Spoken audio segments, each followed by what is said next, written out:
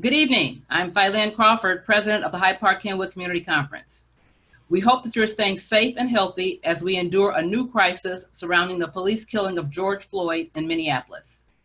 Thank you for joining us during this difficult time.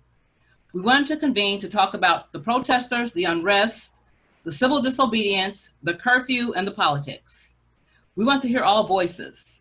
We must get through this together.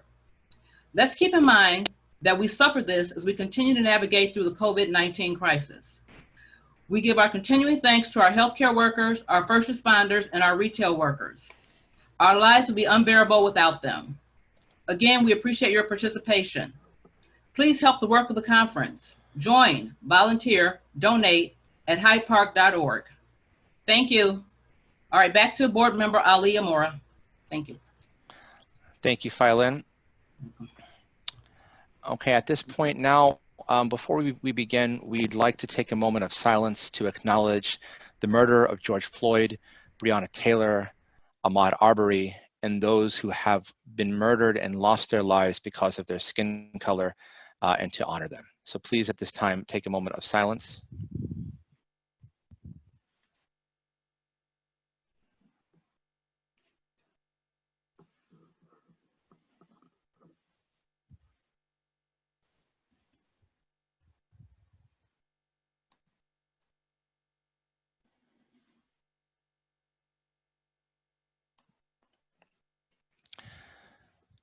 Thank you all once again for being with us tonight. We're honored to have you all 131 participants who are with us.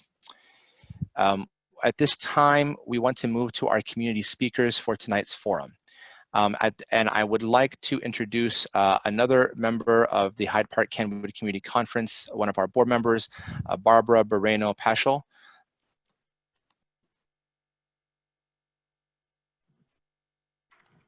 Thanks, Ali, and good evening, everyone. Thank you for joining us this evening. I would like to welcome our first speaker, Ms. Audra Wilson. Audra, thank you so much for joining us tonight.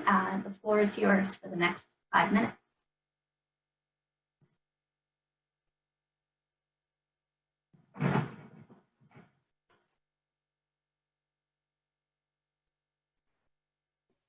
Can you hear me? Yes. Yes, we can hear you. Okay, great. Thank you. So thank you so much for inviting me to come and to speak just briefly, just share reflections and comments as all of us are here to do. I am a resident of Hyde Park, as I have been for at least over a decade now. I also just actually started a new role and position on Monday of all times to be the president and CEO of the Shriver Center on Poverty Law, which is an Illinois-based but nationally focused anti-poverty organization whose work is actually centered around eradicating poverty and eliminating and promoting racial justice for all. So as you can imagine, it was a very interesting time to actually begin my work. I had been doing a lot of preparation for it leading up to Monday, only to have the events of the past week just to see the country erupt, essentially, to be all the pent-up emotions and frustrations and anger just simmer over, or boil over, I should say, and into our streets. So it's certainly underscored a lot of the work that I've been doing this first week to make sure that I'm not only addressing the needs of the communities that we serve, but I'm also putting my finger on the pulse of what's happening among my own new team. It is a difficult time for all of us as advocates, because while we are all impacted directly by this, we as Americans and as human beings, we have an immediate visceral response to what's been happening to our fellow Americans. But this crisis impacts us differently. And so one of the things that I've had to learn to do is to give voice to people who are frustrated and angry, but because they don't have experienced some of the things that we do, that people of color are experiencing more intimately, to be able to create a space, both a safe space and a brave space, a safe space where people can be able to express themselves and their frustrations and their fears and their anxieties, but also a brave space where we can channel all of that energy into something that's productive and to plans of action. But it's been a challenge. It's been very difficult to do because everything is so raw and changing every minute. But I just want to impress upon everyone the need, as we have these conversations and as we express ourselves, that we need both of those spaces. We need to talk about what's happening and to do so in the way that, while we're being respectful of each other, that we're not being polite in the sense that we're holding back. And sometimes for those of us who are working in professional settings and working with colleagues, and especially working remotely, imagine I started a position as a CEO and sitting in my chair in my house. So it feels extremely impersonal, especially at a time when people need that human contact and connection. So that just compounds everything that we're dealing with. But it is still important to create those places and spaces where we can have dialogue, we can discuss, we can emote, and it's safe to do so long as we're doing so with the purpose of channeling that energy, channeling those emotions, channeling our perspectives that we're sharing with each other into action. And that's something that I am committed to doing. I'm excited to be embarking upon my new work. Some of you with whom I've had a chance to get to know may know me as being the former executive director of the Legal Women Voters of Illinois. And I only mention that to say that as part of this equation and this discussion, talking about voting is obviously something that has to underscore all of our discussions, and the power of voting and the power of making our voices heard, not only in the streets and not only through our protests, but also at the ballot box. So those are just some of the initial reflections and thoughts that I wanted to share with you this evening.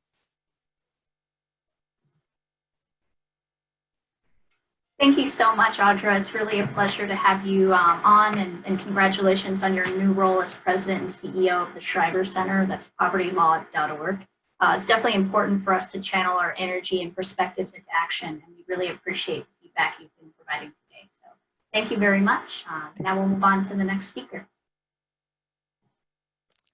Thank you, Barbara.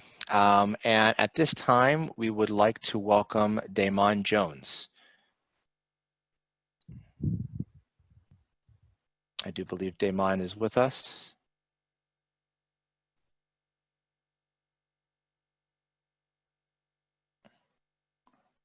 Yes. Can you hear me? Yes, I can hear you and I can see you. Okay, Welcome. great. Thank you. All right, the floor is yours, sir. Okay, let me just set my timer here. I got you covered too. And I'll try to keep my comments brief. And thanks for allowing me to attend the meeting and to speak and meet and hear and listen to other people as well. I know this is a trying time for everyone. And so these types of discussions, I think, are very important in trying to move forward. I think that, the prompt that we were given in terms of what to discuss was very open. Also, let me say I should just introduce myself. I'm Damon Jones. I'm a faculty member at the Harris School of Public Policy at the University of Chicago. And so I think that I share the sentiment of many others who are very troubled by recent events, especially given the conflation of so many different factors, an ongoing pandemic, which has also put us in a crisis in terms of us being in somewhat of an intentional recession, and therefore a lot of people are in need. And then on top of that, we are facing a continual problem of police brutality and racism, and then that leading to civil unrest at this time. Summer is beginning, and as the coronavirus is still very present and a danger, obviously this is a very distressing situation.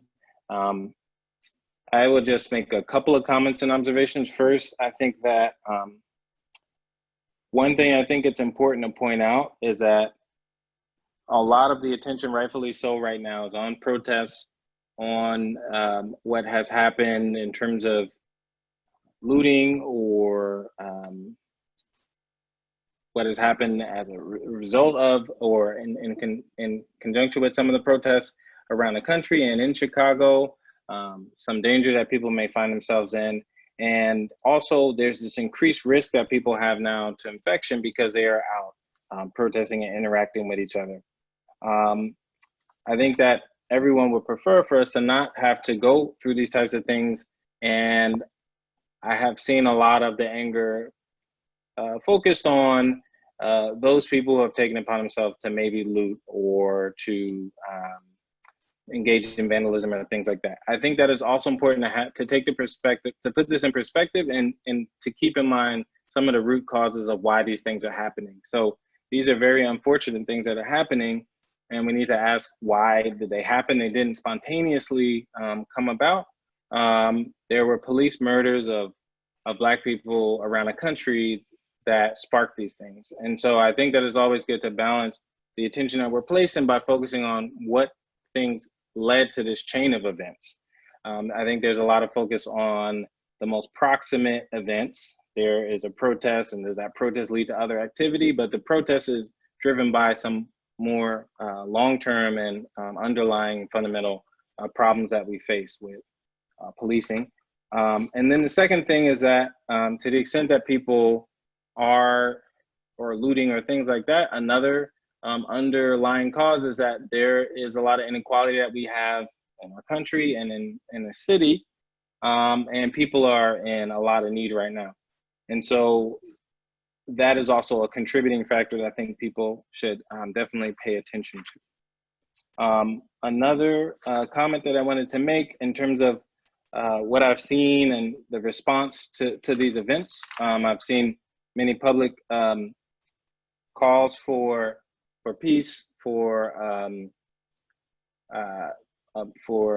conduct to be carried out in a certain way in the context of these protests. And I think that it's understandable. I'm not surprised that people have called for protesters to behave themselves in a certain way, but I would also like to let people to consider what role might police play in escalating things as well. And so I think that we should also keep that in mind.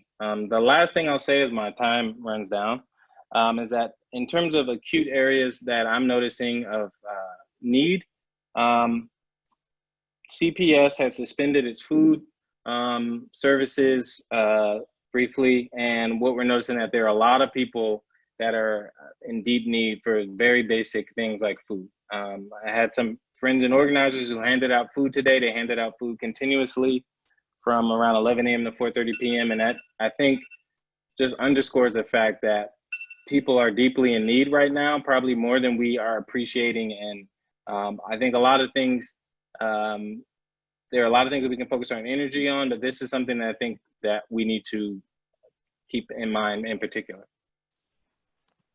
I'll stop there. Thank you, Damon. I think that your comments were, really on point, and, especially the need for food. I mean, yesterday, I personally went out, and every single grocery store, for the most part, was closed, except for Open Produce and Whole Foods, and people were driving from all across the city to come to the Whole Foods in Hyde Park. I do know that multiple places throughout the city, several places in Hyde Park, set up as access points for food drives to be able to provide food for those who needed it. So thank you for your comments. And at this time, I'll hand it over to Barbara for our next speaker.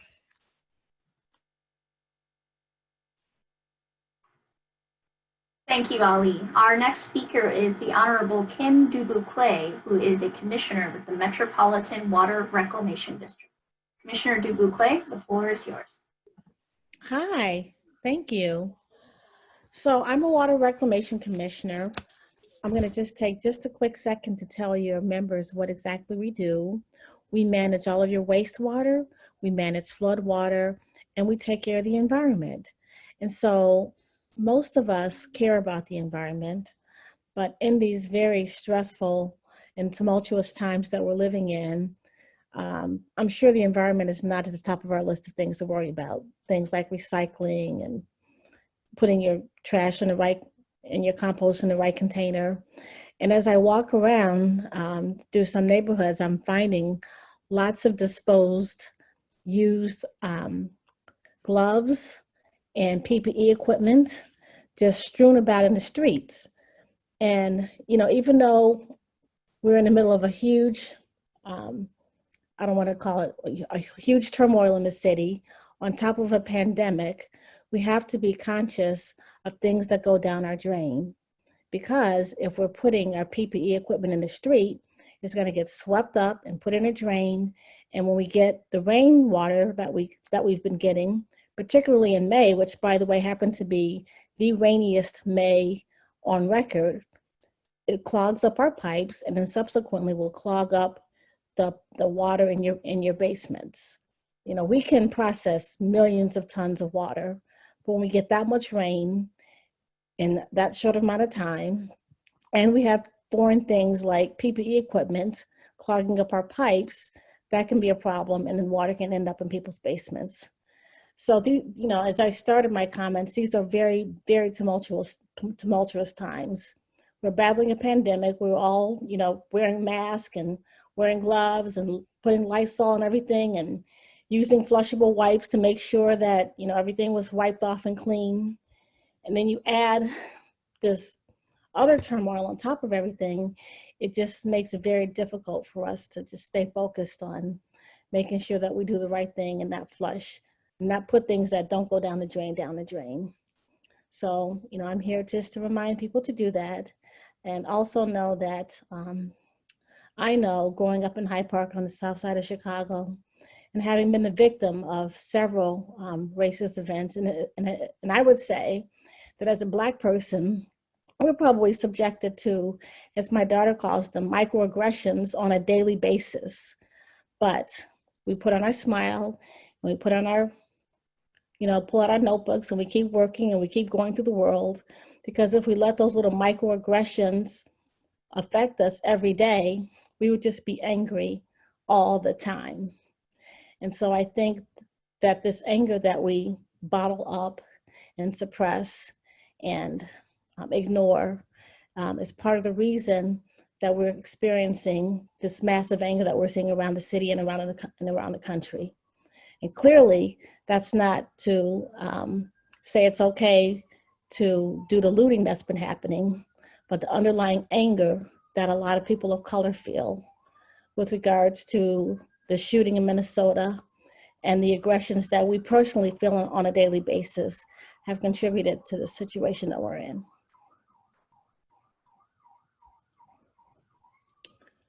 And I think that's all I have to say. Thank you so much, Commissioner. And your remarks are very important because it is true that there are some cautions we should be taking when it comes to environmental and water issues. But it's also important to keep our smile on and keep our notebooks going and to keep moving in circumstances that are very challenging. So I'd like to thank you very much for your remarks, and I'll turn it back to Ali. Thank you, Barbara. And now we will move on to our next community speaker. I would like to invite Juan Carlos Linares, who I believe is with us. Hello, can you hear me? I can hear you. Great, okay, so apologies, my Wi-Fi is a little spotty today, so please let me know if I cut out. Okay, welcome. Thank you, and I don't see myself on the screen, but that's quite all right. Okay. So I want to piggyback off of a little bit of what my good friend Audra Wilson had mentioned earlier, and congratulations again to her to her new position. We need that kind of inclusive leadership. Oh, I see myself now. Thank you. We see you too. Yeah, thanks. So I do want to mention though, so I'm a 15-year resident of Hyde Park. I was born in the Humboldt Park neighborhood, but I grew up in Bellwood, which is in West Cook County, predominantly African-American community at the time. So even though I could never speak for the African-American community, I always feel a special place in my heart and my life for the African-American community. And before anything, I think now is the time to say Black Lives Matters, and to manifest that, particularly as a Hyde Parker and as a Latino, to make it known that we also are in this struggle with you and in support of it. So if I can zoom in a little bit from a personal perspective and then zoom out a bit, I was first pulled over, harassed, searched by police when I was 14 years old, riding along in a car with some coworkers of mine, just coming out of work in Oak Park. And just really the venom that my brother and my good friend who's African-American faced at the time really changed the way I viewed our law enforcement. And then my son, I have two kids, one who's 13 and one who's 9. My 13-year-old was first stopped and searched when he was 5 years old because his first name happens to be on some kind of terrorist watch list. I'm not sure. But he got to see very early on, unfortunately, and he sees now that, you know, we are viewed because of the way we look in a light that's not always dignified for us. And then even my wife, prior to me jumping on here, aside from this conversation we're having, said, you know, she always feels a bit anxious when my son goes out with his mask on. And this is despite the fact that in Hyde Park, we have 4 levels of security. We have the Chicago Police Department, of course. We have the University of Chicago Police. We have the University of Chicago Security, which sits on different corners for those of you in Hyde Park who know that. And then we also at times where we live have the Metro Police patrolling around. So notwithstanding that, you know, we feel safe in terms of as we can in, you know, in any neighborhood in Chicago. I feel like we're fortified, you know, more than any other neighborhood, but we don't feel always safe because of the way we're viewed by law enforcement. And I can go on with examples, but what I want to say is I have a degree from the University of Chicago Booth School of Business, and I teach in alternating years at the law school. And so what responsibility do I have? What responsibility does law enforcement or the institutions have? We're very lucky and privileged, as you know, in Hyde Park, to be in this, you know, affluent neighborhood. And so as someone who is staffed at the university, so I will say that they are physically there, the university's there, and they have made statements, and I appreciate that they've made statements, you know, rejecting racism. But, you know, I've always felt kind of an arm's length transaction. I know a lot of my neighbors of color also have felt that the university is kind of at an arm's length. It's there, but it's not really, you know, the best of neighbors. And I don't mean to say that the outreach team doesn't do its work. I think they do a good job, but I think that's also okay. Because when it comes to these issues that we're facing today, maybe it's not for the University of Chicago to take the lead, but it's important that they follow the movement and they do it in the right way. So looking at that perspective, so that's my individual, you know, kind of feeling in this environment, and then how I feel about the institutions is be the first follower, because there's no leader unless you have a first follower. And then lastly, or before I go there, I'm a former CEO of a affordable housing nonprofit, and I'll get back to that world soon. But I always look to Nelson Mandela as a tool, to his, particularly, and the book is right behind me, Long Walk to Freedom, how he talks about peace and reconciliation, using those tools, whether it's a university, whether it's a nonprofit or a social service agency. Let's look to these tools to turn the corner over the anger, which I will always have in me. It always simmers inside of me in terms of how we work with law enforcement, but we have to turn the corner with peace and reconciliation. And then lastly, I also most recently worked in the cabinet of the mayor's office. I was Lightfoot's first chief engagement officer. And so how do we look to our elected officials and appointed officials? And there have been some elected officials doing marvelous work. I'm proud to see one of my former students, Delia Ramirez, who was on a phone call with Nancy Pelosi today on a national housing initiative and talking about, you know, the urgency of today and how folks have missed rent payments yesterday and mortgage payments. But when we look locally, and we're lucky here to have some great elected officials, but I want to be blunt. I want to say that when it comes to our government leaders, particularly even the mayor's office, who I work for, I mean, I don't recognize it really sometimes. It's, you know, we need to be on the ground with people. COVID, of course, complicates the issue and compounds it. I have a family member with an underlying condition, so I can't just go out and protest. I can't just go out and do cleanups. So we have to find other ways. But I find a lot of bright lights when I see elected officials raising up, and this is my final point, particularly locally, when you raise up the small businesses that have been affected, when you raise up the youth who are angry, and you know what, maybe even speaking to and raising up some of these young people who might be doing the looting. they need to be listened to as well. So my conclusion here is, particularly for elected officials, because we all have a responsibility, is act like this is your last term. You know, behave like the election's not coming up again. Let's do some bold things. And I never thought I would say this. Most of us never thought we would say this, but thank goodness for the governor, for the Illinois governor, because he stood up to Trump over a phone call yesterday. That's the way we need to kind of speak out and just say, hey, there's something not right here. And I have a lot of hope. You know, us Hyde Parkers are very resilient and we have the resources to make things happen. But let's look out to our neighbors in Woodlawn, Washington Park, Oakland, and those who have really struggled, particularly the small businesses today, with some of these issues. So with that, I thank you for your time, and I look forward to listening to others as well. Thank you, Juan. I really appreciate your being here. I appreciate your remarks.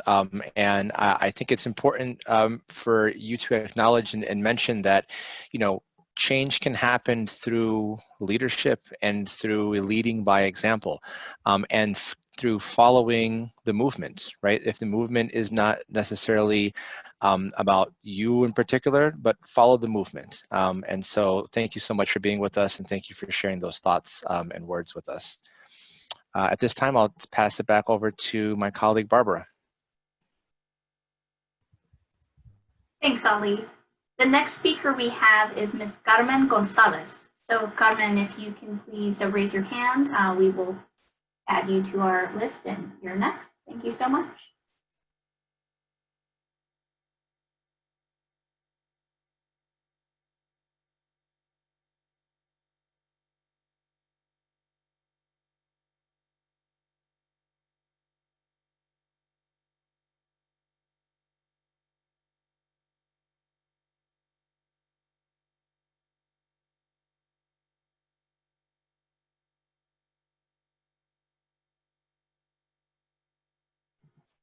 Looks like we're still waiting for Carmen to join us.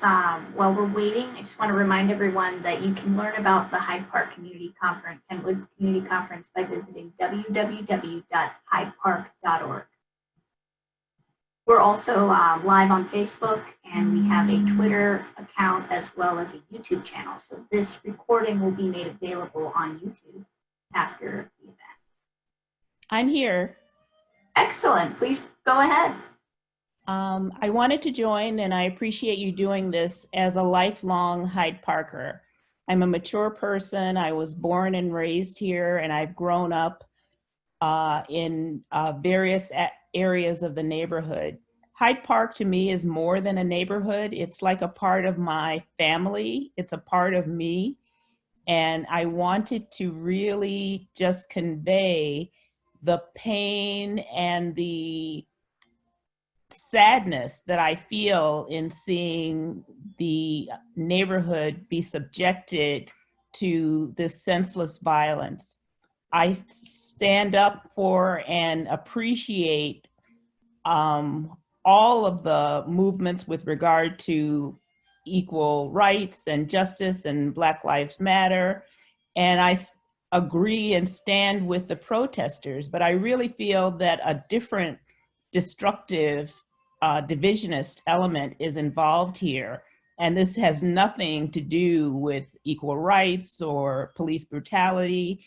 And I just want to join everyone on this call and my Hyde Park neighbors in taking a stand against this violence. We can protest in peaceful manners. We can speak in accordance with our constitutional rights, but there is no need and should be no tolerance for this level of violence. If it perpetuates, our entire city could be destroyed. It's very sad not to be able to go to a grocery store in Hyde Park. And maybe the people who are looting don't rely on grocery stores, but there are many seniors here and people below the poverty level who don't have the option to travel to another neighborhood. So every single aspect of this community matters. It has a life force. It has value to not only to the people that live here, the university, and people that visit. So please, let's join together in protecting and continuing to love Hyde Park. Thank you. Thank you, Carmen, for your remarks and for the point that every aspect of this community matters. It's very important. And I definitely hear you with grocery stores being closed. One of the first things I thought of when CVS and Walgreens were closed was how are people going to get their prescriptions? It's really important. So thank you for making that point and for the point that we all need to join together and work to combat violence and discrimination and hate. I'm going to turn it over to Ali for the next speaker. Thank you, Barbara. And now at this time, I would like to introduce Dawn Posey. Dawn, if you could join us, yes? Hi, can you hear me? Yes. Hi, everyone. Yes, I am a Hyde Parker as well, has been for a while. What I really wanted to say is the fact that, and I think a lot of people here feel the same way, this has affected and touched everybody in so many ways, on so many levels. And I know I feel as though I want to do something, but we all feel very limited based on all that is going on what we can do, but also what we can do that could actually be effective. Nobody wants to end up peacefully protesting and then, you know, being in the middle of a riot. No one wants to get sick. No one wants to get hurt, but we all want to help. And what I think that that I'm very concerned about and I want to get more information about is what can we do that could be effective, and not just for Hyde Park, because you know this is affecting all neighborhoods all over the city of Chicago and everywhere, and it spills over everywhere when things you know are escalating to this level. It is affecting everywhere, where I'm calling people that I know all over the city of Chicago and seeing how they're doing, and everybody is talking about how they can be how they're being affected and what this is doing to everybody. And the thing that I keep noticing is that there are peaks, you know, here and there all over the country where you actually see the police coming together with the protesters, kneeling with the protesters, talking to the protesters. You know, I want to know how, or is there a way for us to actually work together with the police department to be able to make sure that these protests are held in a peaceful manner, as opposed to it's the protesters, then it's the police, and then all it takes is one little thing or one little person or one little, you know, incident, and then it turns into, you know, something enraged and it's boiling up. You know, I want to know, are there more ways for us to be able to work with the police department and they can work alongside the protesters and the people that want, you know, to see this injustice taken care of? It appears in some cases, and you keep hearing and seeing some police officers saying we agree, or we feel the same way, or, you know, where both point of views are not really being heard.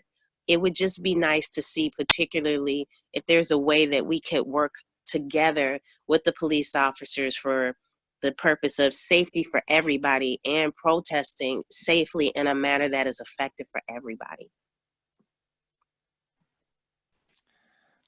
Thank you, Dawn. And I think that's absolutely correct. You know, it's going to take us all, and we're going to have to work together. And hopefully in the future, you know, we've been having these forums now regularly, and we're going to be holding them once a month. We are going to have a future forum or more on the criminal justice system specifically. And hopefully we'll have stakeholders and members of the community at that, so we can maybe address that specifically. So thank you again, Dawn, for being with us and for your comments. At this time, I'll pass it back to my colleague, Barbara. Thanks, Ali. Our next speaker is Mr. Julius Rhodes, a member of our community. So please, Mr. Rhodes, if you could join us and let us know if you can't see us, but we'll hopefully be able to see and hear you.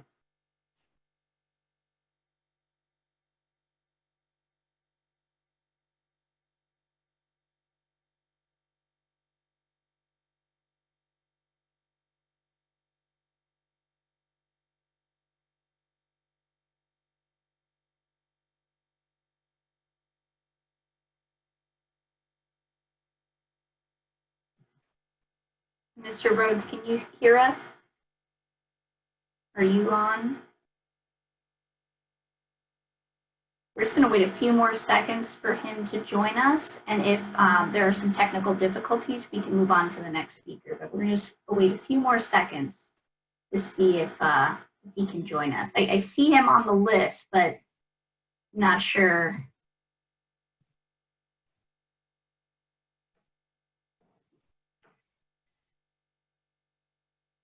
How about for the interest of time, let's move on to the next speaker, Ali, and then if Mr. Rhodes is able to join us again, we'll proceed with him next. All right, sure. That sounds great. Thank you, Barbara. And at this time, then, we would like to introduce Fernanda Hopkins.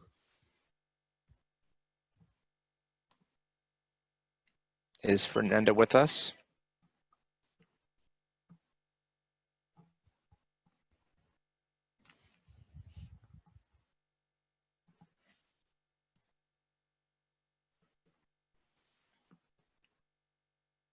All right, bear with us, everyone. We'll give Fernanda a few more moments to jump on. Okay, I don't think Fernanda is on with us. I'm going to pass it back to Barbara. We have a couple more community members. So Barbara, can you join us? Yes, I'm hopeful that Mr. Rhodes can participate. I see him on the call. Hopefully, Mr. Rhodes, are you able to hear us? Can you see us? I see you, but I can't hear you.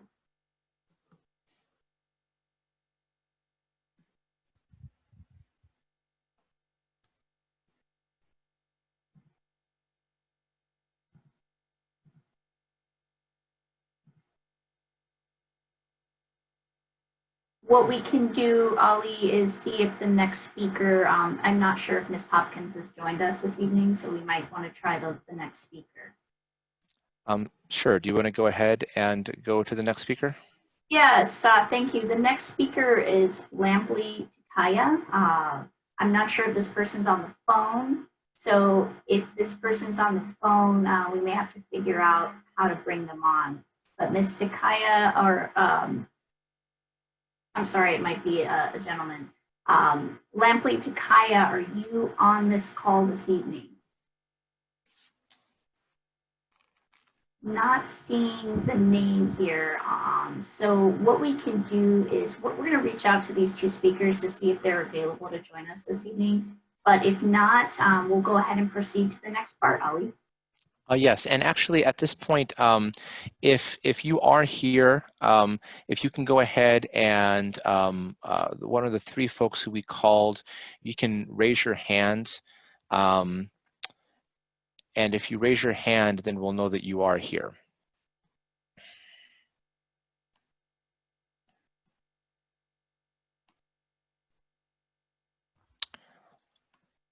All right. Well, I think that at this point, we will get back to our speakers. We'll have some time on the end, and certainly for those who had signed up to speak, since we can't get you on right now, we will hopefully try and get you on later. So at this point, that concludes the first part of the HPKCC Emergency Community Forum.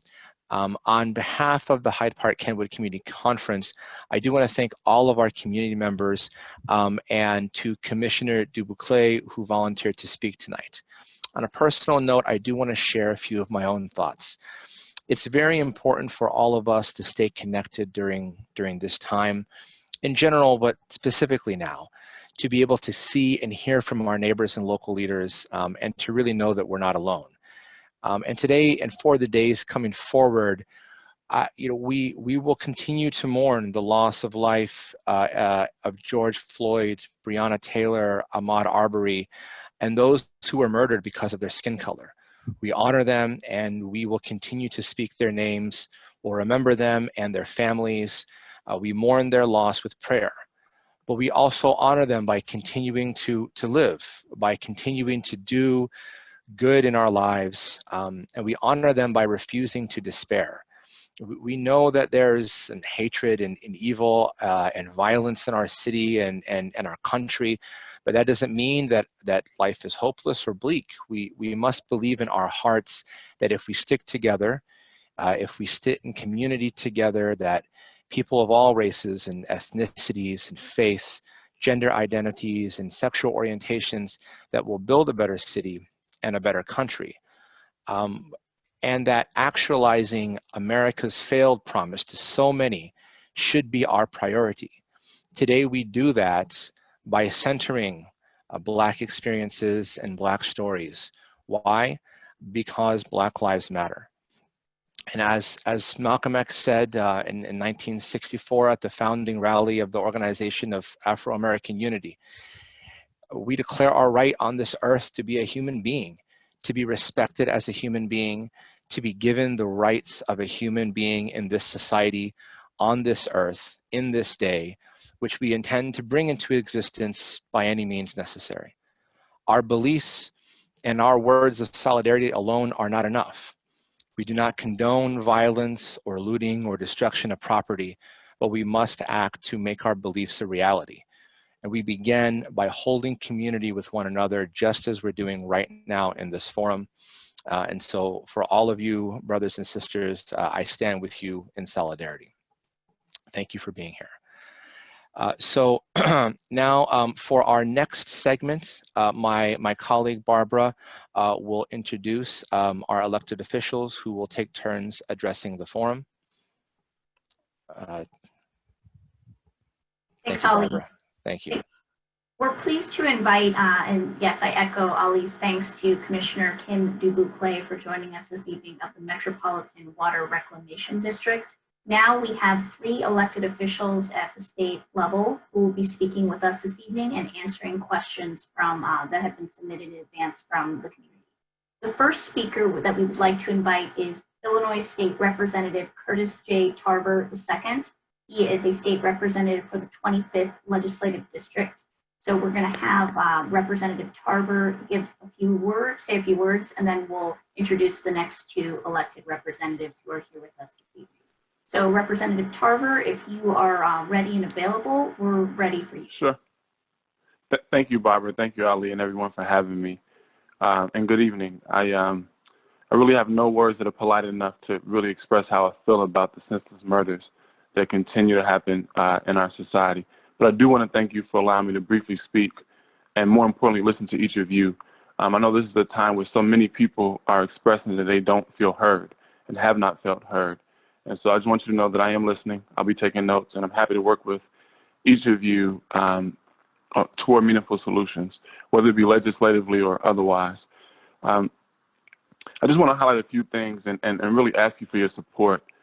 Firstly, on a statewide basis, I have House Bill 4999, which is a bill that would allow for officers to have their pensions stripped for certain types of convictions, including when they're off duty.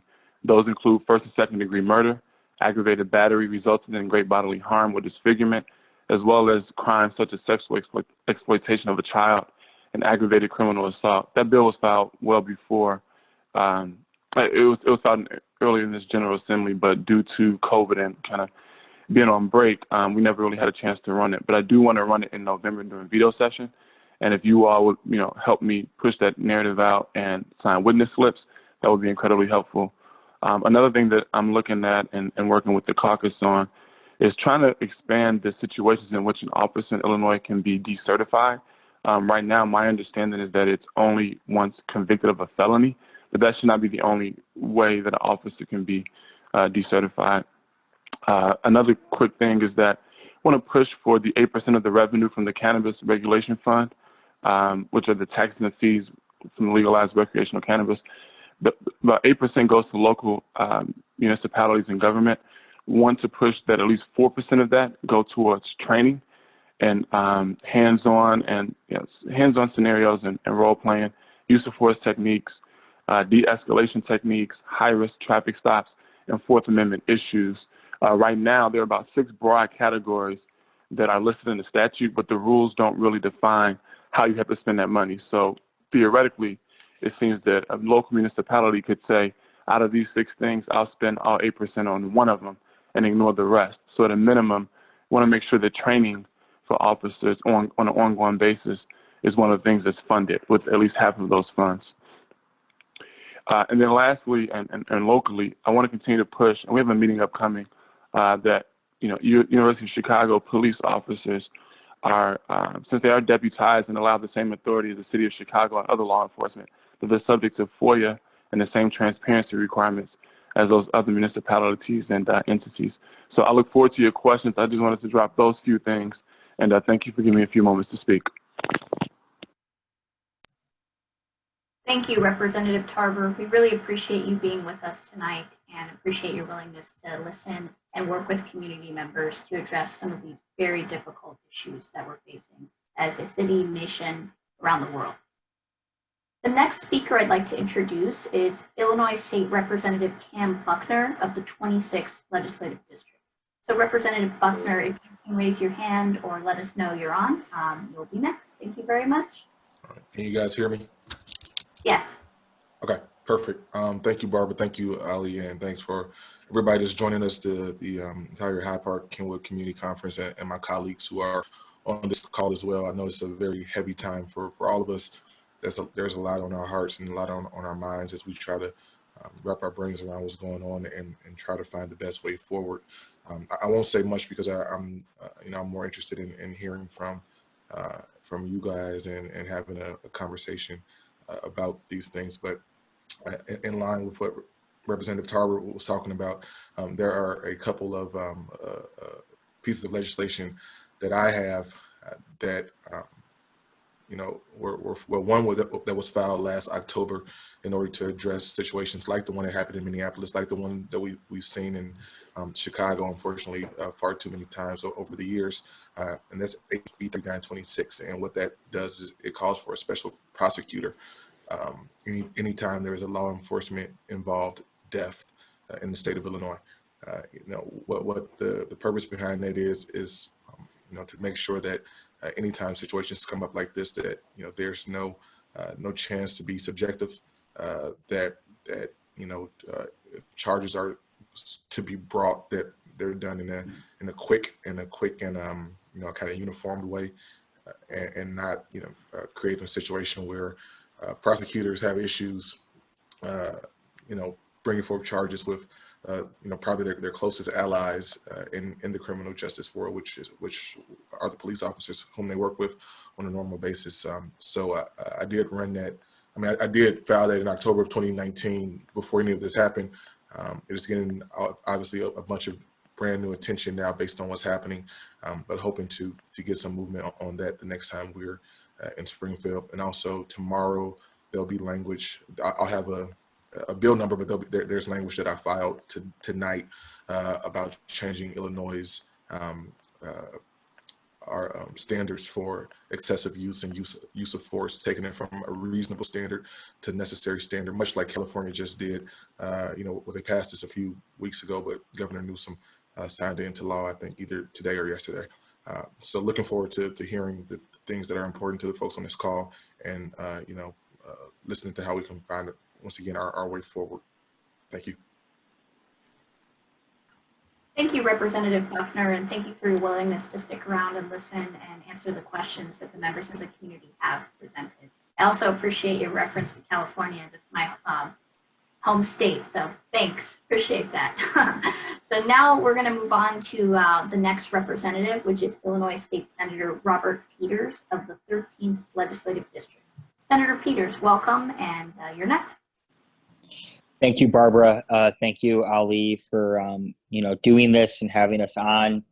I had written a reflection yesterday. It sort of came out of a place of emotion, and I think about the fact that there's the emotion that came from COVID, the emotion that came from this economic crisis, and the emotion that comes from police violence and murder.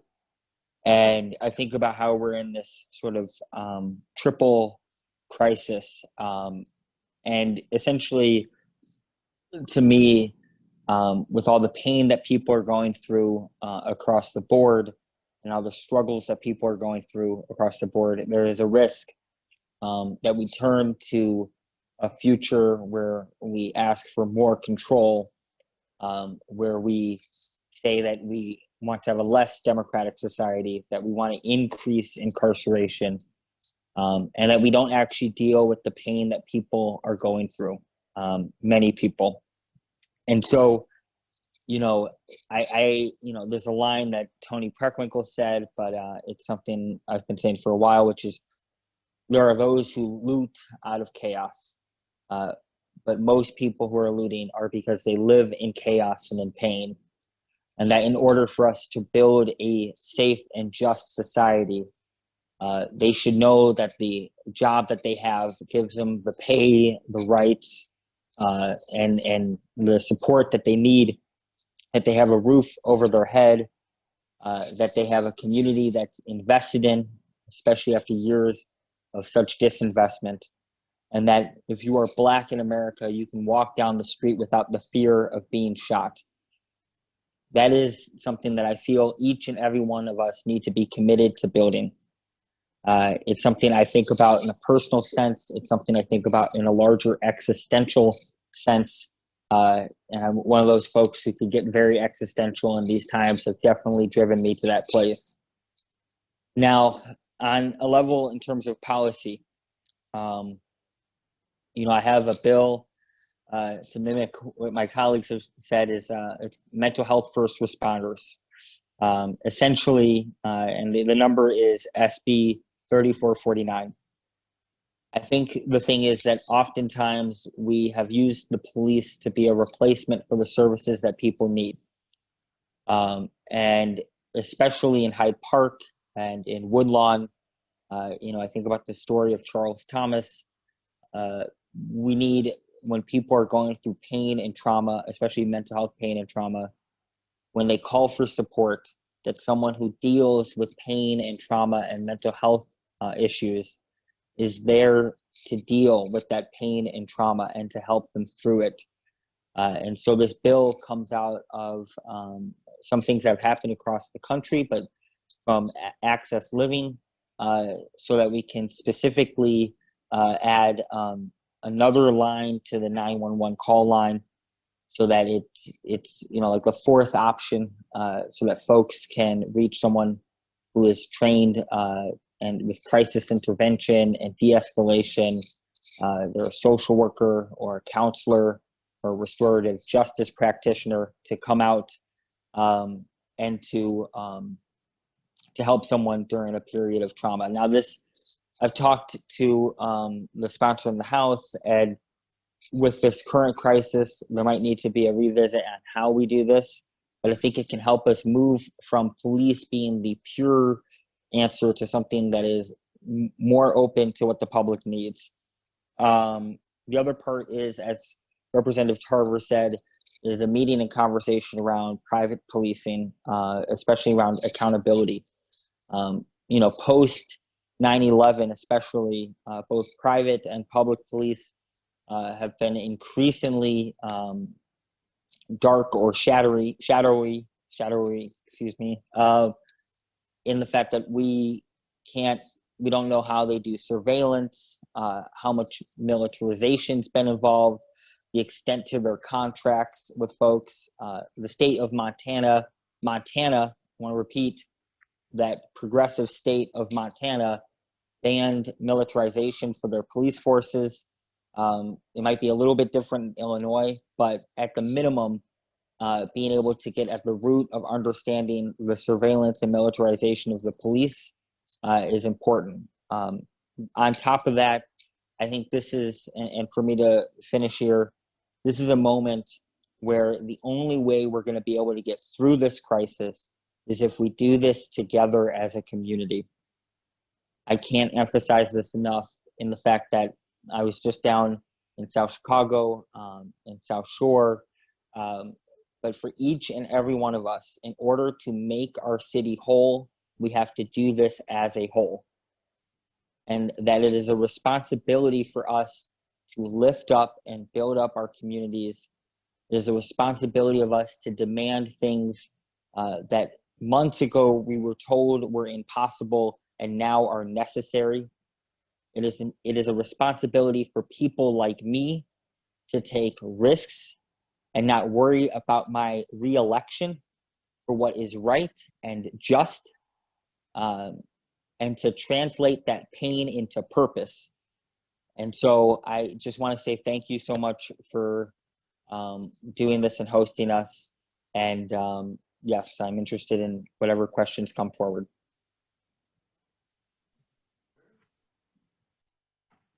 Thank you, Senator Peters. Really appreciate your remarks, and we look forward to your participation in the question and answer session. In particular, the point of translating pain into purpose, investing as a whole. These are very important points, and we look forward to the opportunity for community members to work with you and for the HPKCC to work with you on these issues. Now I'd like to turn it over to Ali, who will facilitate our question and answer session with our representative. Thank you, Barbara. Thank you, Senator Peters and Representatives Buckner and Tarver for being with us today. And so, ladies and gentlemen, what we're going to do for the next 45 minutes or so is we're going to have a question and answer session. Questions have been submitted in advance. We've grouped the questions into several categories, and so hopefully we're going to try ambitiously to hit those categories in the next 45 minutes. We're going to talk about safety of the community. We want to talk about protecting civil rights and supporting the social justice movement. We want to talk about police reform, and then we want to talk about rebuilding the community and moving forward, and maybe what we can all do as individuals to help. Hopefully we'll get through all those.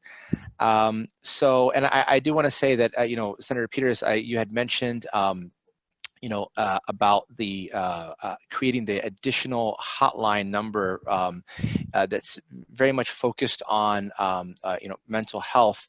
And I do want to say I love that idea. I love it because, and when I'm not hosting these, in my professional life, I am a Cook County public defender, and I see mental health being played out in so many of my cases, in so many of the cases in the criminal justice system, and there's many different ways to deal with that, and there are some good ways and there are some bad ways, and oftentimes, individuals who might be faced with those kind of struggles will be arrested when really they should be offered help.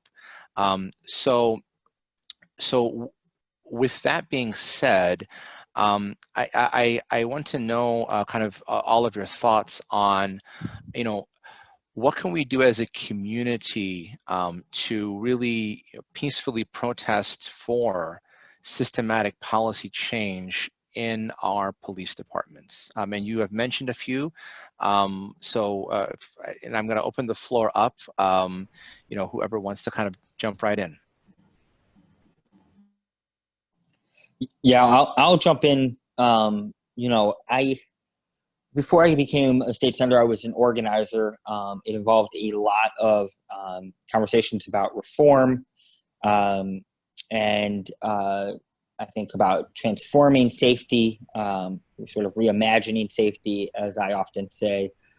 I think if we want to bring any change to a police department, we don't start with the police department. It is not in the self-interest of the police department. And to be very clear, in terms of the police themselves, they just elected a pro-Trump white supremacist to be the head of their union, who is the only, I believe, police officer to be suspended for language and insults in like 25 years. So that's the new head of the FOP. I think the key component is that you do have to bring stakeholders together alongside the directly impacted around issues of justice. You lead with the bold demands of the directly impacted and with some of this, some of the more allied stakeholders, and you negotiate from there. But I think that's the place we need to go. And I think there's a series of demands that need to be said. In my movement organizing days, I always say that, we focus so much on demands and not enough on governing, and that this is a moment where we need to govern. And so we can get into the deeper details of demands, but in terms of how we do this, there are people who know what we need, and they know what they need. If we all bring that together, we all negotiate that space, we all invite the tension of that space, we can find a solution to a particular problem and organize around it. I also just want to remind people that most of these protests have been peaceful. It helps sell a narrative to the point where much of the narrative about what's happening has been a narrative around looting and violence. But we need to ask ourselves, where did this start? Where is this coming from? And it's coming from the fact that George Floyd had a knee on his neck that killed him. And that we need to talk about police violence, and we need to talk about that sense of violence. And it just doesn't, it's not as sexy for selling the news, but it is vitally important that we remain grounded in that goal of ending police violence and brutality and fighting back against systemic racism. Thank you, Senator Peters. And maybe to that end, Representative Tarver, you had talked about a bill that you have and that you're proposing now that addresses, the extreme police violence that we see and that we have seen. Maybe you can speak a little bit more about that, and what else can we do to support that, and what are some maybe other measures that are being taken towards that goal? Well, first, I just want to say, I mean, it's an incredible hurdle to push these bills because the Fraternal Order of Police is an incredibly strong organization, and they come out and vote. And so I think that gives some representative trepidation about actually moving these types of bills forward. So one of the things that I know happens already in Hyde Park, but I would say encourage others, is to make sure that they're voting and they're calling the representatives and highlighting these issues. The purpose of the bill is that, there was some concern as related to when Kia Boyd was killed, and Dante Servin, a Chicago police officer, was off duty, decided to shoot into a crowd and killed her. And there was a question around whether or not he could have his pension stripped because he was off duty as opposed to on duty. So certain things when you're on duty, it's very clear that you can have your pension stripped. My concern is leaving ambiguity and not having it codified into law that if you're off duty, that you can be subject to those same things. Part of the purpose is to try to help to weed out some of these bad apples, or at least make them think twice before they do certain things. I just think it's absolutely ridiculous, even beyond, first degree, second degree murder, or, gravely harming somebody, that you could be a police officer and be convicted of, child pornography or exploitation of a child sexually, presumably, go to jail and or prison and come right back out and get another job. Like, that is a problem.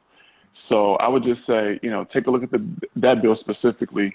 And there'll be others. I know the Black Caucus is right now putting together just kind of a laundry list of every bill that we've had that's been kind of sitting in queue and hasn't been able to really see the light. I think there's going to be a big push from the governor's office as well as both chambers to look at some kind of police reform, police accountability when we get back down from veto session. Hopefully we can get down for a special session sooner to address some of these issues, but certainly by November for sure. Thank you, Representative Tarver. Yeah, I think that, I mean, we have to show up to the polls, and we have to be in contact with our local representatives. It's something that doesn't stop. It doesn't happen once every 4 years. It's an ongoing process, and it's a good reminder for all of us, because we need to continue to participate civilly and vote. I want to kind of just, before we leave this topic, so we had a question about community control of police, and then the question was, do any of you support that? And I was wondering if someone would like to tackle that, what might that look like if there is, community involvement in policing or community control of policing? I'll jump in on there, Ali. Thank you. I'm assuming So I think there's two ways to look at it, right? I think there's having a system or the apparatus in place where people can freely come and, you know, speak about whatever their encounters are with law enforcement, and that there be a body like the police board that listens to those complaints and takes them up in a serious way. I ran a bill last year that was aimed at making sure that folks who did speak at police board meetings were not subject to these background checks. I don't know if you guys remember, but wrote a story a while back about people who was signing up for public comment at police board meetings, and you know, the police looking into both their criminal background and their personal background, kind of scrubbing and scouring their social media pages to intimidate them, you know, based on what they want to say at this meeting. So I think things like that are important. I've had conversations with constituents recently, and when I say recently, I mean within the last year or so, about a elected police board, right? Like much like we have this push for the elected representative school board, which I know that I think all of us on the call have supported. My problem with that is that we all know how elections work, and we all know that there's a lot of money involved. While I don't think we have the best system in place right now, I'm not a proponent of an elected police board, because I know that those elections will be packed by the FOP with people who they want to be on that board, and the money that the FOP will be willing to spend to get that type of power is going to be, I think, really dangerous for all of us. So I do think that there are ways that we can have better systems in place so that people in the community can work together with the police department and make sure that people that police who are bad actors have to, you know, pay for the things that they do. But I think we got to be careful about how we do that. Thank you. And I agree. We have to be careful of how we do it. You know, because at the same time, while we don't want those bad actors, you know, we believe in you know, in keeping our communities safe, and we have police departments and police forces to help us with that. Not for any other reason besides that. So, and anyone, before we move on to another topic, Senator Peters or Representative Tarver, anything else to add? I think we covered it pretty well. Okay. All right, great. Okay, well then I think, you know, I want to move on to, especially with, you know, the looting that's been happening. I want to talk about the safety of the community, because that question came up quite a bit from those who submitted, you know, questions for us.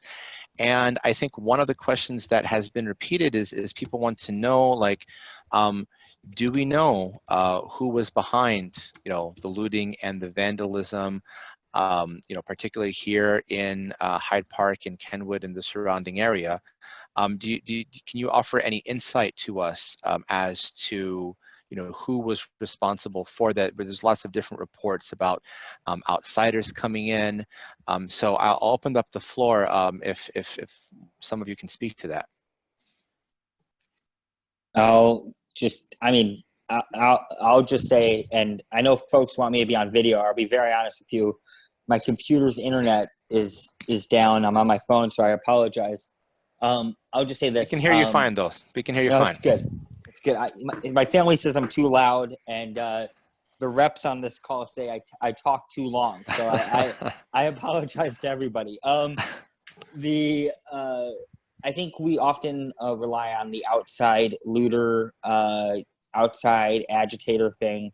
I find that narrative a little hilarious about the outside agitator, because when Dr. King went to Selma, he was, you know, an outside agitator.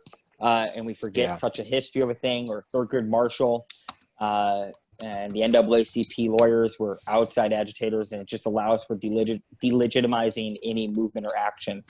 I think that when it came to that, there are a few people unorganized who act. There are some folks who can organize quickly and act, and there's some folks who are very organized and can act. In terms of Hyde Park, in terms of any damage that was done, compared to some other areas in the city, it seems like it was relatively contained. The most recent protest was mostly peaceful. My barber shop on 51st Street did have a broken window, and he's a small business owner, and he was wondering why he didn't get the protection that he needed compared to 53rd Street. I think that's just a larger conversation about what is looked at. But I think it's not a known thing exactly on who did what. And I think, again, to go back to the a quote I said earlier, some people loot because they want to create chaos, but most people are looting because they live in chaos. And I think ultimately for us to reduce that from happening, we need to figure out and give people whatever ways possible to lift them up and to invest in them as much as possible. I talked to the owner of Akira today, and I was giving him a bit of a hard time, not only because I asked him about whether he had an armed paramilitary force in Hyde Park, but does he do this in other neighborhoods as well? And I think he spoke from a place of guilt, and I am saying this here, but it definitely felt like a place of guilt when he talked about how he chased people who looted his store on the north side or something, and said that he stopped to realize their humanity. Whether that's true or not, he knew that was the right thing to say, because deep down there are pieces to this where it was somewhat the right thing to say. And I think that's for us to remember, is that in order for us to rebuild and grow from this, is to restore our humanity and not get too caught up in this sort of conversation that sort of takes us away from the pain that is currently happening amongst so many people. Thank you, Senator Peters. I was going to ask that question. I'm really happy and glad that you talked about the armed security guard, because we got questions about it. I myself saw it on social media when it was going around. I believe that people on social media saw this outside of the city and the country. And I will say, as a community member here in the Hyde Park-Kenwood area, when I saw that, I didn't want to go to 53rd Street. I did not want to drive or walk down a street where there is an armed security guard with a, automatic machine gun or whatever it is that he was holding. It was really disconcerting, and it was very helpful, I think, for you to share that information about the conversation you had. I guess my next follow-up question, though, would be, and it's a twofold question, because on the one hand, I think some of the questions we had lend itself towards what can we do to protect our businesses and the commercial corridors, but then at the same time, I know that I'm not the only one who doesn't want to see an armed, paramilitary-looking person standing on any corner in my neighborhood. What can we do to prevent that, in the future, as any kind of response to what, as you said, were mostly a peaceful protest, and in Hyde Park-Kenwood, the damage that was done, while there was damage that was done, was not nearly at the level that we had seen in other parts of the city. So I'll open it up to you. Those are two questions. On the one hand, what can we do to protect especially our small businesses, but all of our businesses in our neighborhoods? And then, what can we do can we as a community, take action to say we don't want folks with that kind of military type weaponry on our streets? And I'll open this up. Sorry. Yeah, go ahead, please, Representative. I'm sorry, Ali, go ahead. Yeah, no, sure. No, go ahead. Oh, Representative Tarver, please, go ahead. This is Tarver. Yeah, sure. Yeah. Nice. I was going to say, to the last point, my understanding is, part of what helped to get rid of the mercenary on 53rd Street was that University of Chicago reached out, since they own the property, and discouraged that type of activity. So I would say the top of the list of what we can do is, really speak with the university and hold them accountable for what their tenants are doing and who they're able to hire. Because ultimately, Akira, I guess, is protecting its property, so to speak, but it's University of Chicago's building. So I would say we should, really press the university. So we don't want to see that type of, presence on 53rd Street or anywhere else that the university has property. It's wholly unnecessary. And And so that would be the first thing. The second piece is, this has been kind of a perplexing question, even as it relates to Halloween and things like that as well. We just haven't done a great job. And I'm not knocking anybody. I mean, I think, from the aldermen to other individuals, there's been a lot of coordination in neighbors to try to figure out how do we just kind of protect, the area when there's a lot of people coming in. And I don't think that any of us have the answers. I sometimes wonder, and I think we should ask, what are the priorities as it relates to University of Chicago's community policing at times? Sometimes I see a very strong presence near my office and other places, and sometimes it seems pretty lax. So I think a lot of this conversation has to do with not just CAPS, but specifically with, Chicago Police Department and University of Chicago Police as well. Thank you. I think that's a really, really good point, and really interesting to know that that the mercenary, essentially, because that's how he appeared to me, and I know to many of the people, kind of that was addressed via the university, which is both a good thing, but then also, as you said, it's a concerning a point of concern that we don't want to have to do this after the fact, right? We want to make this a practice in our community that kind of presence is not welcomed. So you offer some really good suggestions, and I want to maybe bring it back to Representative Buckner, if you want to chime in on this, and particularly maybe the piece on well, if here's a business owner who felt the need to take this other step to protect his business, but we don't want that here. How do we protect our businesses? I think that businesses owe the community the opportunity for the community to talk about what's important. We know that when people are applying for business licenses or applying for development or whatever it may be, that there's a community process in many cases that's involved. In that process, people talk about what they'll bring to the ethos of the community, right? And the communities like Hyde Park and Kenwood, we've been very vocal to certain retailers and whatnot about what we expect from them. But I think we often don't have those conversations, after those embryonic conversations before they are actually in the ground. And we talk about what we expect, but after that, we don't go back to them, and we don't have these conversations about what we expect as a community. It should have been very clear to the owner of Akira that this is not something that flies in our neighborhood. This is not something that we're okay with, and this is not something that you should even try to do. Obviously, it was not, right? And so I think we've all, and this is not just me speaking as a as a representative, but as a resident, right? We've all got to do a better job of holding these companies to task, right? Making sure that they know who we are, what we stand for, and more importantly, what we won't stand for, because that should have never happened. Thank you, and I think that's a good point. I think that also may be and addressing that concern may be a good conversation for us to have in one of our future forums as well. So thank you, Representative Buckner and Representative Tarver and Senator Peters for all your comments. I want to move us on. We're 7:27. I think we're doing pretty good on time. I want to move us on to as a community, and as a city, like protecting civil rights and supporting the social justice movement. And some people are have submitted questions to us that we want to support our youth, we want to support our community's ability to gather and protest, and we're seeing that being threatened, and of course it already has been threatened.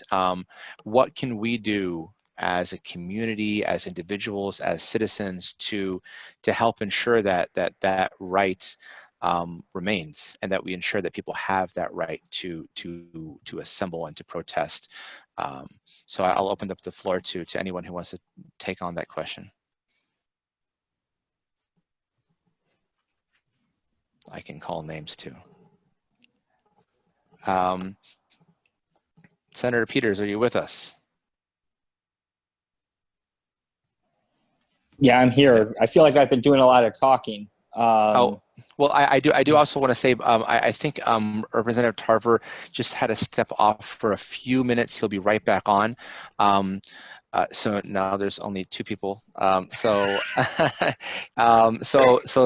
it away. We are appreciating everything you have to say, Senator Peters.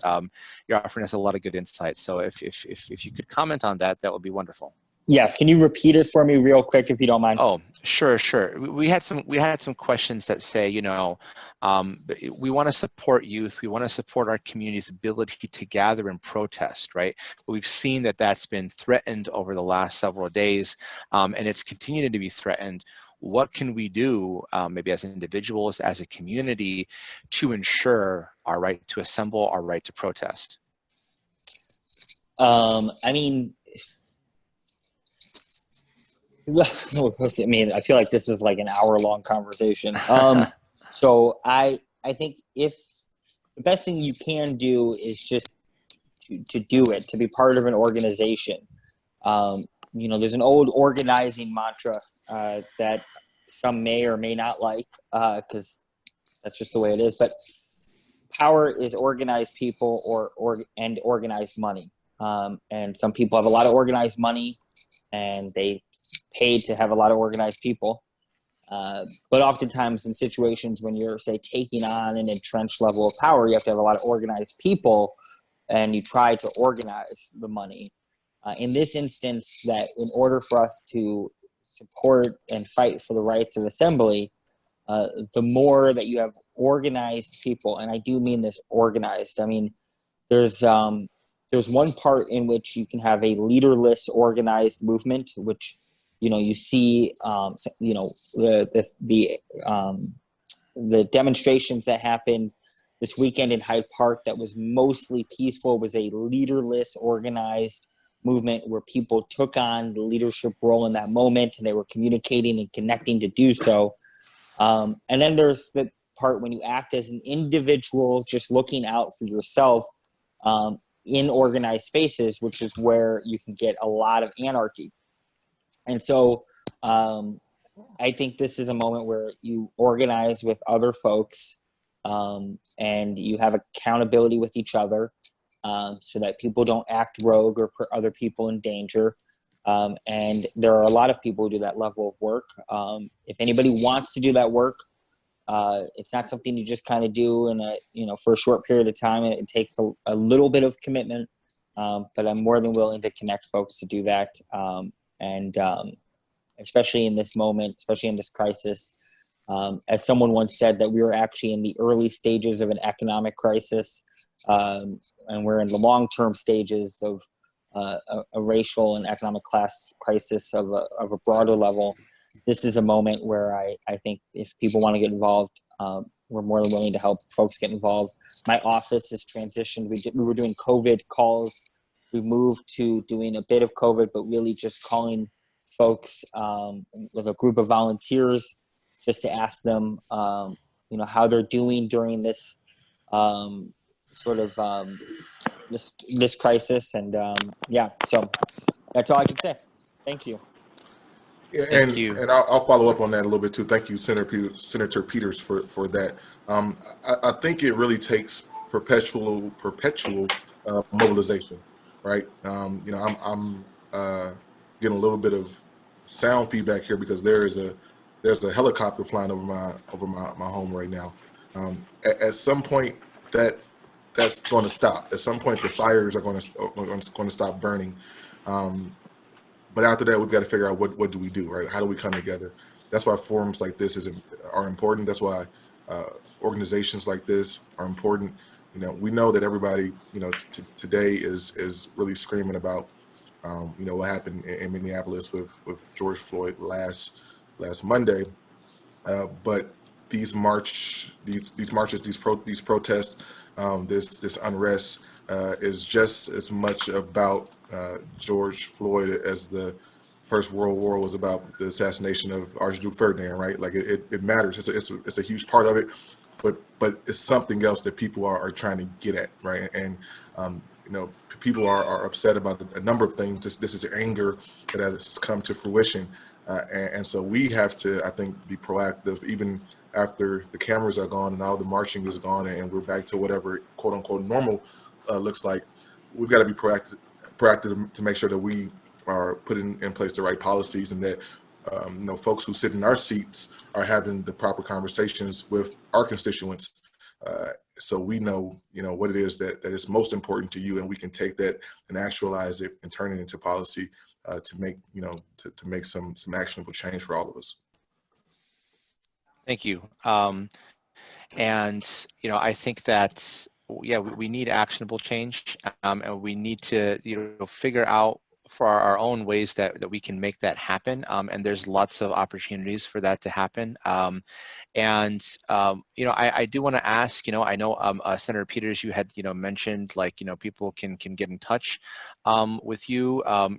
How can they do that if they wanted to? And Representative Buckner and Tarver, if they wanted to get in touch with you, if they're interested in learning more about how to really lend their support and voice, how would they do that? And maybe we'll start with Senator Peters. You can call my office, email my office. Either I'll respond or my staff will. If it's something urgent, I tend to try to step in and be as helpful as I can be. But you can either call my office or email my office. Visit my website, SenatorRobertPeters.com. I really hope I got my own website right on this, because that would be bad. Yes, SenatorRobertPeters.com. And you can also fill out a form there. But yes, if you can go on Twitter, you can DM it's my personal account, not my stateside account, at Robert J. Peters. You can go on Instagram. It's whatever you need to do. You can reach out through social media or my office or by phone. We'll get back to you. We'll try to help you. If you want to get plugged in and connected, just explicitly say so, and we can help move that along. Thank you. And I checked, the website does work. And what about Representative Buckner? How could they get in touch with you? Yep. So the phone number is 773-924-1755. That's 924-1755.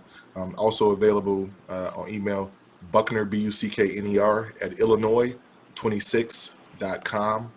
And on all things social media, just rep REP Cam, KAM, Buckner, BUCKNER. I will be able to, I can, if you get to me through any of those things, preferably for me, email or, social media, I will be sure to answer and to be able to engage with you. Thank you.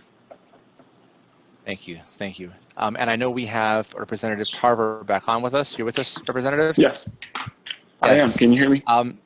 I can hear you just fine.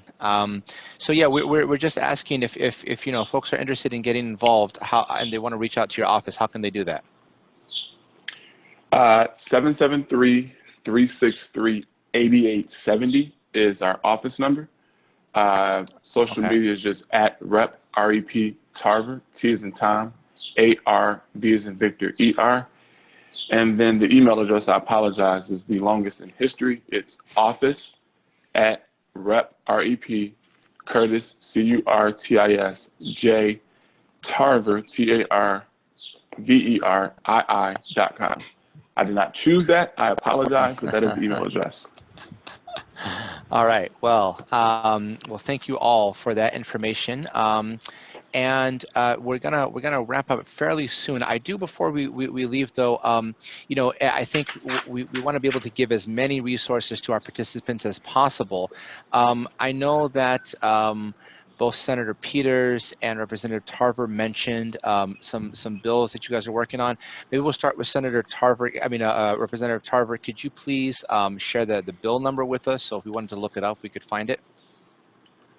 Sure. It's just House Bill 4999, 4999. Okay. And thank you. And then I think Senator Peters, you had mentioned also a piece of legislation. Can you share that with us one more time? Yes, I can. It's SB, Senate Bill 3449. Can you repeat that one more time for us? Yes, SB, so Senate Bill 3449. Gotcha. Thank you. All right. So I'm gonna oh yes, please go ahead. Yep. So real quick, HB 3926 is the Special Prosecutors Bill. HB 3925 is the Open Meetings Background Check Bill that I talked about CPD board meetings. And the last one will be the Excessive Force Bill, which does not yet have a number, but it will by this point tomorrow. And I'll make sure I send it to you guys so you can have it. Excellent. Thank you. Yes. And if you could send it to us, we will disseminate that information. Thank you. Okay. So, you know, a lot of questions that we had, and we've talked about this, you know, here about what we can do to help. But I think, you know, people right now, including myself, are just we're anxious, we're scared, apprehensive about what's going to happen in the future and how we're going to move forward. So what I'd like is, before we close out our Q&A session, I'd like maybe for each of you to kind of tell us, you know, how do you see us as a community, as a city? You know, if you want to take it to the country, that's fine too. But how do you see us moving forward? And you know, if there's one thing that you can leave us with, one thing of how you think that we as individuals can make a difference, you know, maybe that your number one thing, what would that be? So if maybe we can start in reverse order, maybe Representative Tarver, could you kick us off with this? Sure. I would say, you know, one of the things that's important to me is, you know, we all can look at somebody having a knee on their neck and for 9 minutes, 3 minutes, you know, after they're not even conscious anymore, and say, hey, that's bad, that's wrong. And what I get concerned about is not nipping the stuff in the bud as well, and kind of waiting until there's this, you know, until there's a death, you know, oftentimes. I mean, there are things that go on every single day that all of us need to call out in our respective circles, but especially as it relates to the individuals who are sworn to serve and protect us. And so, I mean, I think that we need to, you know, keep police accountability and reform at the top of the things to do list. Quite honestly, I know we get into our normal and daily lives, and we're all busy and we all have things going on, but this is a priority. I mean, this is what really kind of sets the grounds for our society. I mean, you know, these are the individuals who are implementing, so to speak, you know, our laws in many regards, and they should be held to a high standard. But that's just, there's no doubt about it. So I would say just remain, you know, vigilant about it. I think one thing I like to see is if, you know, I know you all said you may have a criminal justice reform or some kind of additional talk. If we could have some specific conversations with community members about what legislation they like to see, you know, we don't have any monopoly on good ideas, that's for sure. And so, you know, we file what we think is important to the community and what we hear about, but we want to hear voices, you know, from all over to ensure that what we file is actually representative of, you know, not only Hyde Park, but our entire districts, and to your point, the city and the state more generally as well. So, you know, I would say just staying, you know, in tune. And I think, you know, the other thing is that, you know, Rob and Cam and myself need to continue to make sure that we're working together, that, you know, if there's a bill that's going to go in the next side of the House, that we're letting Rob know he needs to pre-file it and to hold on to it so we can usher it through the Senate and vice versa. I think that helps out a lot as well, so that these bills don't find their way meandering to the wrong committees or the wrong individuals who'll sit on them and just kill the bill, and then we can't push things forward. Thank you. And you know, we here at the Hyde Park-Kenwood Community Conference take, you know, your suggestions very seriously. From the beginning with our virtual forums, we are very intentionally wanting to make space for our community members and our participants to be able to speak. That is going to be something that we continue to do with all of our virtual forums. You know, we don't want to do just a webinar Q&A. We want to be here to amplify the voices of our community members and to and to have them be heard. So absolutely, in our future forums, we can put that question out there. What legislation do people want to see? And hopefully, we'll have all of you back at some point with us again. So at this point, maybe we'll continue on to Representative Buckner. Yeah, can you hear me? Yeah. Okay, good. I think Representative Tarver really summed it up, and he hit, I think, the most important points. Being able to engage in this conversation and be informed and empowered by our constituency is extremely pivotal. It helps us, not just contextualize and color what our decisions are when it comes to policy, but being able to go to Springfield with the mighty wind of your constituents at your back, I think is helpful as we work through the legislative process. I also say, I know the title of this forum was Working Towards Justice. Justice is important, but I think the most important part of that entire kind of phraseology is working, right? And working is a verb, right? And so we've got to be able to put in the work from a policy standpoint, a legislative standpoint, but we also need organizations like this to continue to do the work so that we have the proper ammunition to do what it is that we need to do. Thank you very much. And last but not least, Senator Peters. Yes, thanks, Ali. Thanks, Barbara. Thanks, HPKCC, for doing this. What I would say is, I don't know, I'll be summing up what Cam and Curtis said before me, but this is going to be long-term work. And the way to think of a crisis is that it opens up the opportunity to create the changes that we need.